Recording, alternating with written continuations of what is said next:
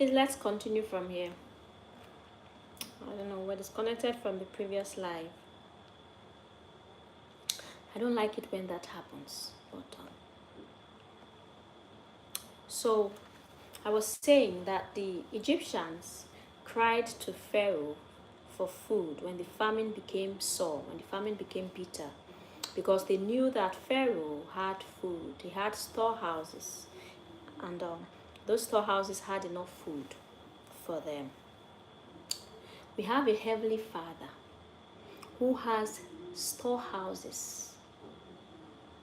Okay, he has a storehouse, and he is more than capable of meeting our needs if we will only cry to him, just as the Egyptians cried to Pharaoh.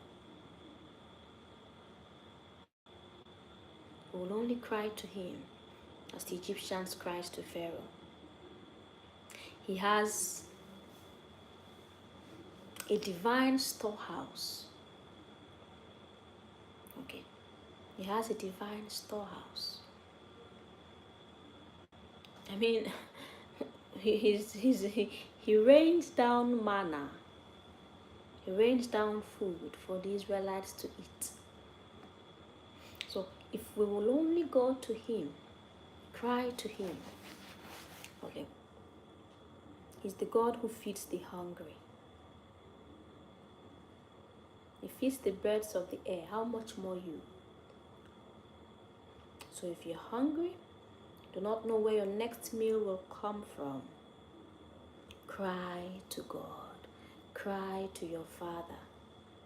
In case you did not know, I am telling you now that there is a divine storehouse. God has a divine storehouse. He has a storehouse where there is enough food for you. More than enough. So if you will cry to him like the Egyptians did, he will meet your needs. He will meet your needs. Okay? I hope with all my heart that with this knowledge you will walk in the knowledge that you serve a God who is well-to-do, who is wealthy, who has a storehouse where there is enough food for you. Whatever you need, he has it. He's more than capable of taking care of your needs. If you will only cry to him. Okay? And then we're told that Pharaoh said unto all the Egyptians, go unto Joseph. What he said to you, do. Say, go. They came to Pharaoh and said, Pharaoh, king, food. We need food. We're starving. What? Pharaoh said, why are you coming to me? Go to Joseph. Whatever Joseph tells you to do, do. You know, whatever Joseph tells you to do. Pharaoh had so much confidence in Joseph because it was obvious that the hand of God was upon Joseph and the wisdom of God was in Joseph. So Pharaoh did not even, he said, go to Joseph. Whatever Joseph tells you to do, do. Okay? And we're told that the famine was over all the face of the earth of that time. And Joseph opened all the storehouses and sold unto the Egyptians. And the famine waxed sore in the land of Egypt. Now, I want to point out the fact that Joseph sold. He sold to the Egyptians. He did not give them for free. He did not say, okay, everybody bring your... The food was enough to feed everyone for free. For these 7 years, it was enough. So he gathered corn as the sand of the sea. It was enough. But he did not give them for free. We're told that Joseph sold unto the Egyptians. you know, Joseph was he was a very wise man. Okay, he was a very wise man. When he interpreted Pharaoh's dream and offered a solution, he did not tell Pharaoh, tell the people to store food. But he said, Pharaoh, appoint a man, build storehouses, collect food, collect a fifth portion of all the food. Okay. So when the famine came, the people had not stored food. They had not stored food. So they quickly had to come to Pharaoh. You know, Joseph was someone who was he worked in the best interest of Pharaoh. I'll say that. He worked in Pharaoh's interests. So what happened was, these people did not store food, but Pharaoh stored food through Joseph. And so when the famine came, I don't think it took too long before they came to cry unto Pharaoh for food. And there was enough food, but you'd have to bring your money to buy the food. Okay. And so they came and were told that Joseph, you know, that was wisdom. Joseph did not say, oh, let's give them the food for free. After all, there is enough food for them to eat. He sold the food to them. So what he ended up doing was Pharaoh ended up way richer. Okay, way richer than he was before Joseph was made governor. Joseph made Pharaoh stinkingly rich, because Pharaoh now became the only source of food. It's not you know, when under normal circumstances there are many vendors, you know, there are so many places you can buy food, you know, and all of that. The money flows, you know, all around, you know, in the economy. But this time around, Pharaoh was the sole owner of all the food in the land of Egypt. Do you know what that means? That means that for 7 years, okay, let's not say 7 years, let's say, give or take, let's say the first year, maybe the people may have managed one way or the other. So let's say, give or take, for 6 years, Pharaoh was the sole, had total control of all the food in Egypt.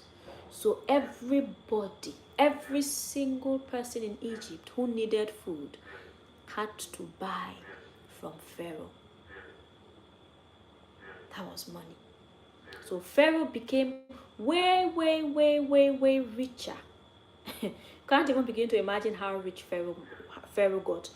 But let's see, we'll see as we move forward. And we're told that and all countries came into Egypt to Joseph to buy corn, because that the famine was so sore in all lands. So it was not just Egyptians who were buying from Joseph, and of course the money was being remitted to Pharaoh. Okay, but all countries, because the famine was everywhere. It was not just in Egypt. So other countries got wind of the fact that there was food in Egypt, and so they began to come. They began to come to Joseph to buy food. So Pharaoh, that period of famine, you know, was a time when there was abundant Pharaoh. The money Pharaoh made at that time, you know, within those years, must have been a whole lot. I'll say the money Joseph made for Pharaoh at that time must have been a whole. It was just money, because food. Everyone needs food. Everyone must eat. Everyone must eat. Okay, everyone must eat. So food is a necessity. So everyone was just coming. All Egypt, the other lands round about were coming to Egypt and just pumping in money. Why would Pharaoh not say, go to Joseph, go to Joseph? He was wise. Joseph was wise. He was wise. So everyone was happy. The Egyptians had food to eat, of course. And Pharaoh became wealthier. Okay. Through the influence of Joseph.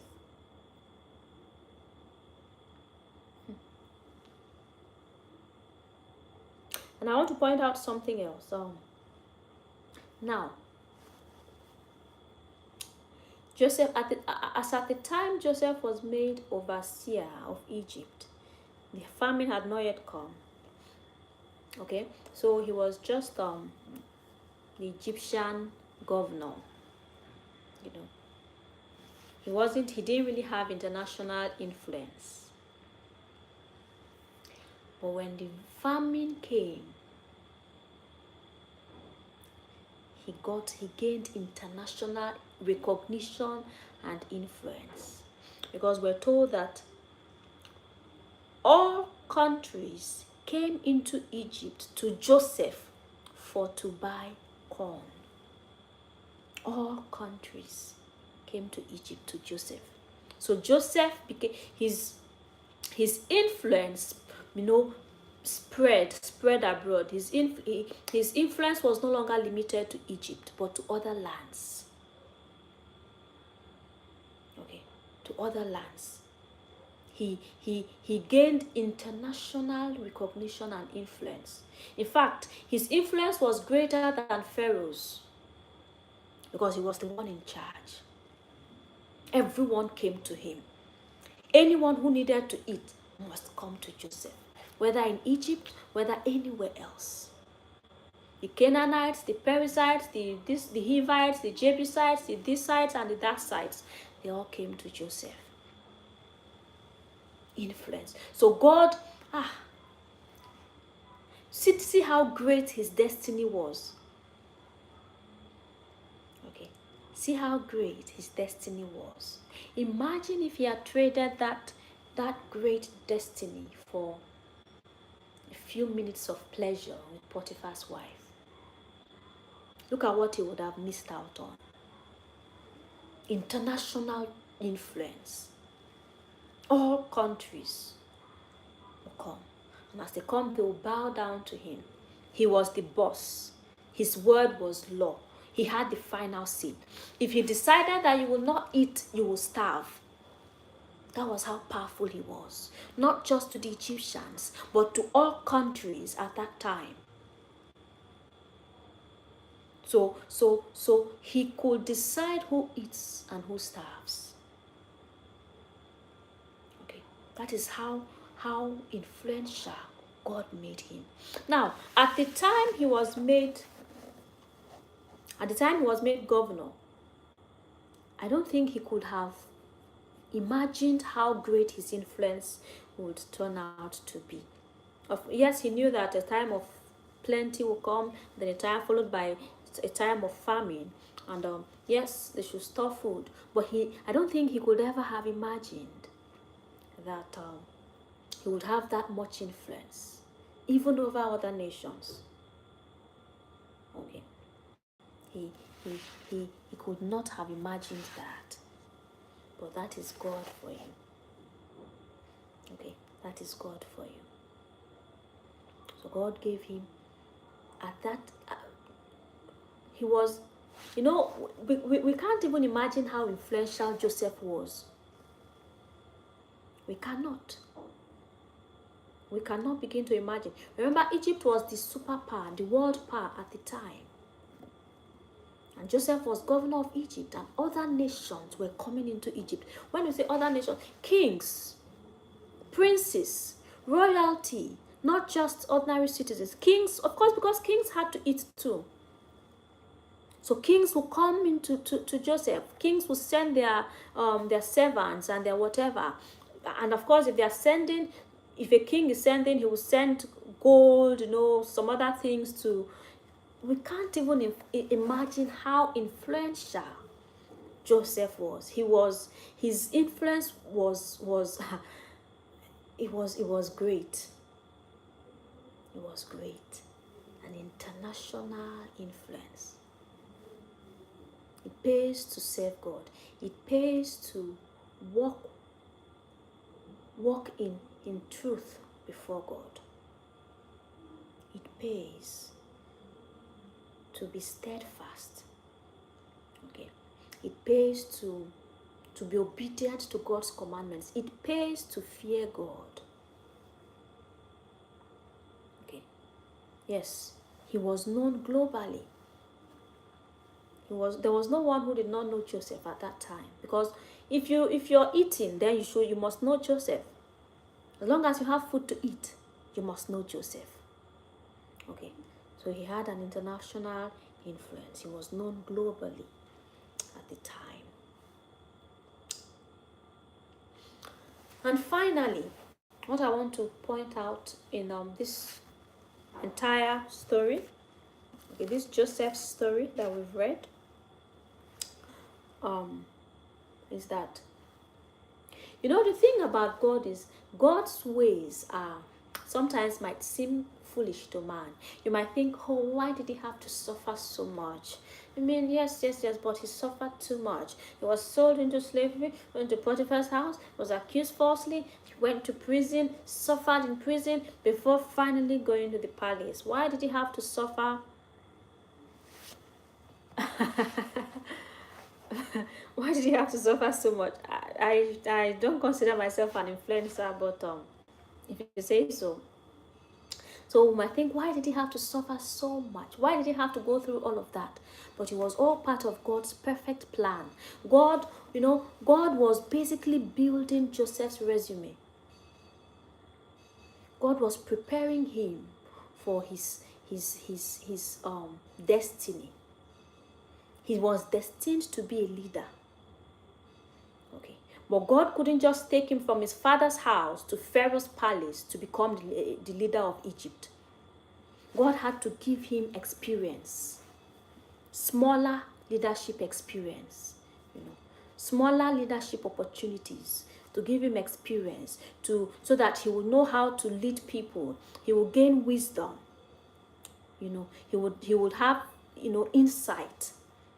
And so in Potiphar's house, he was made the overseer of Potiphar's house. That was a leadership position.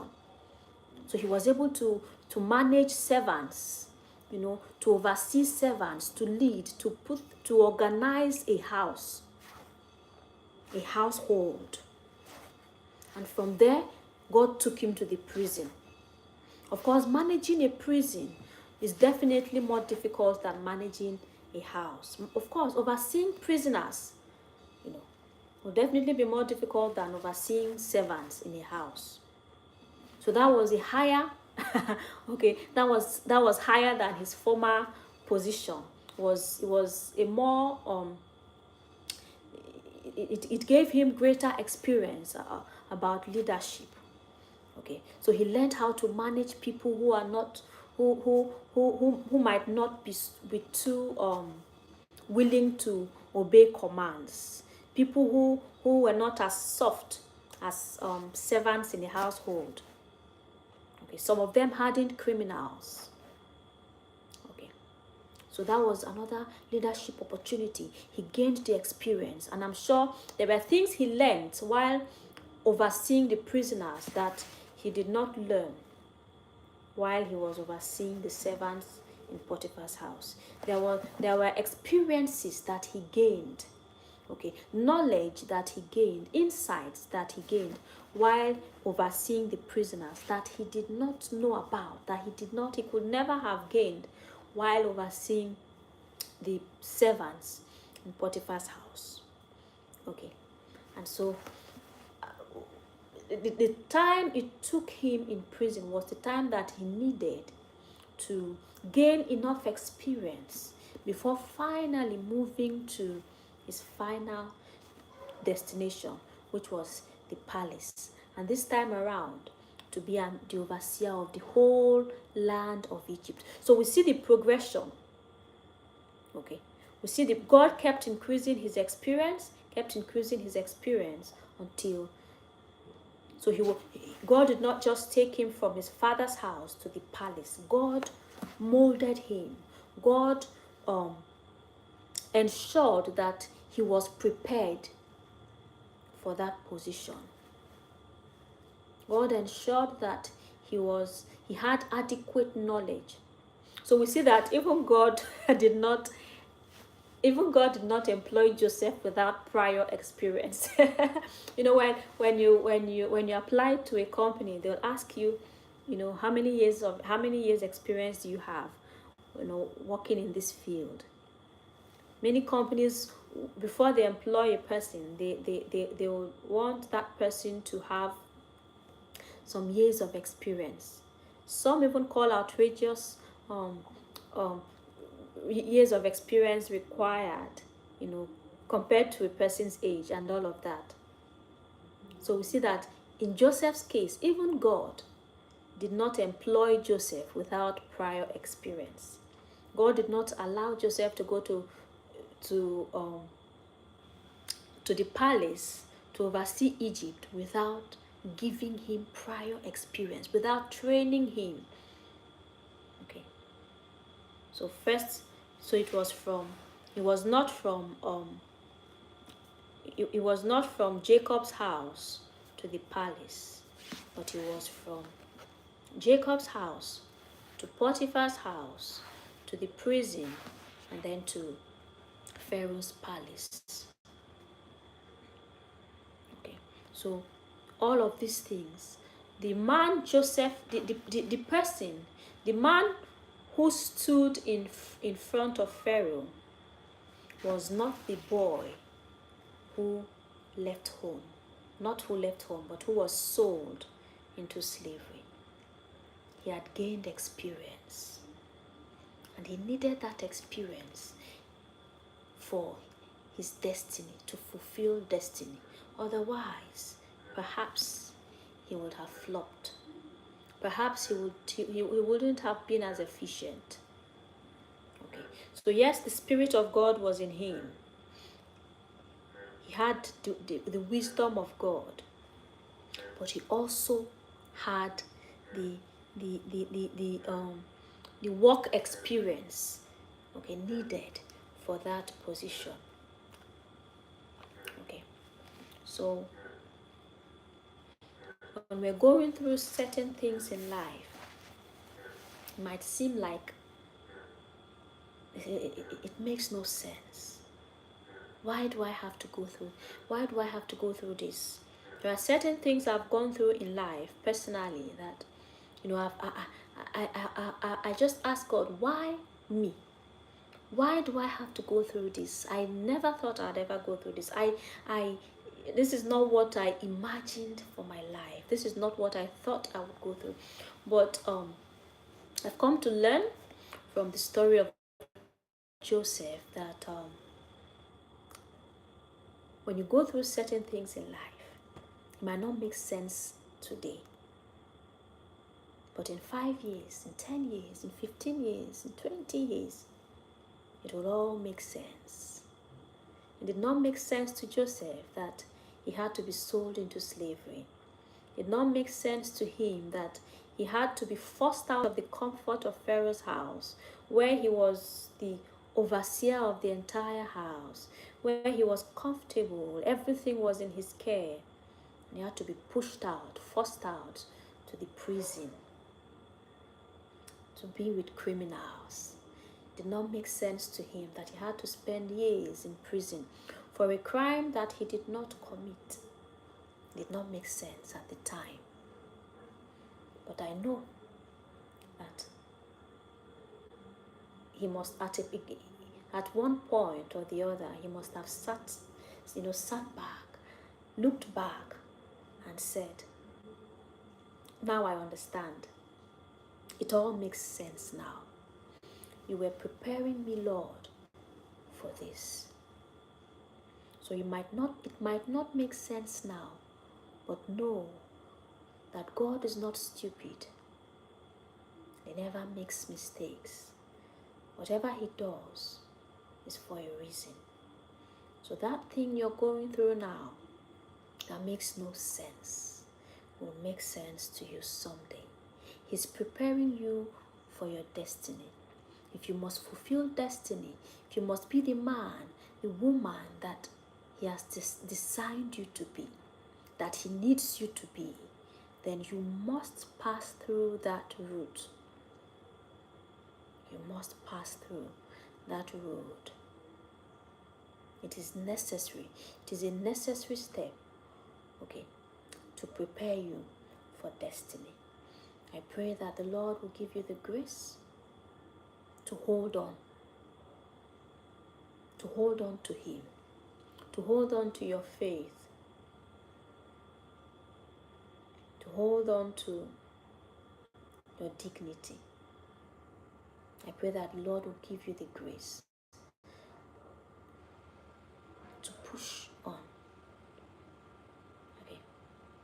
That may you not give up along the way. May you not give up along the way. May you never get tired of standing with God. May you never get tired of living right and decide just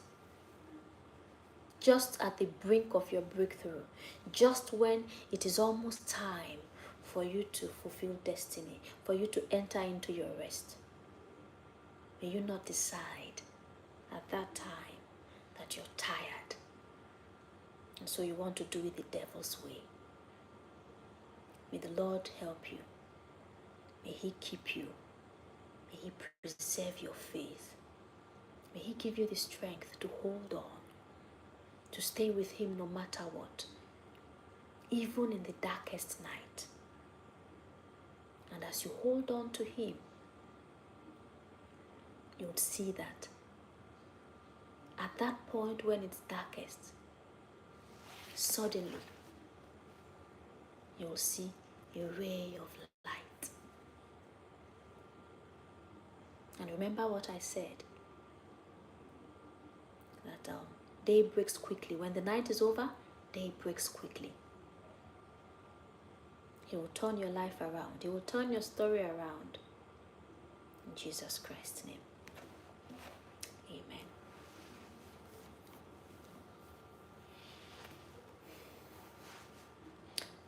Thank you all so much for being a part of Word Meal tonight. It was a pleasure having you here.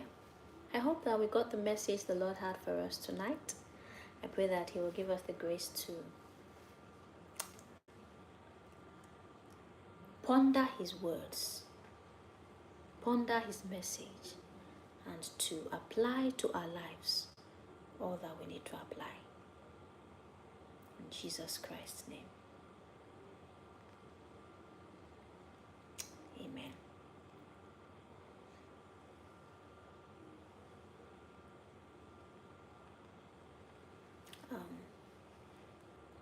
So I'll see you all again tomorrow, same time, 8 p.m. Nigerian time. But don't come alone. Come along with someone. And as you do so, the Lord will bless you abundantly. And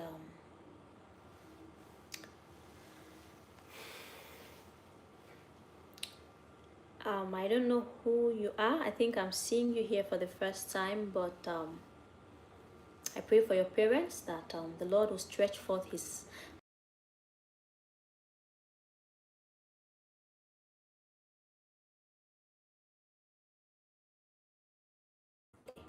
may he visit them tonight with his healing power. In Jesus Christ's name. All right, everyone. I'll see you all again tomorrow, same time, 8 p.m. Nigerian time. Have a lovely night's rest and good night.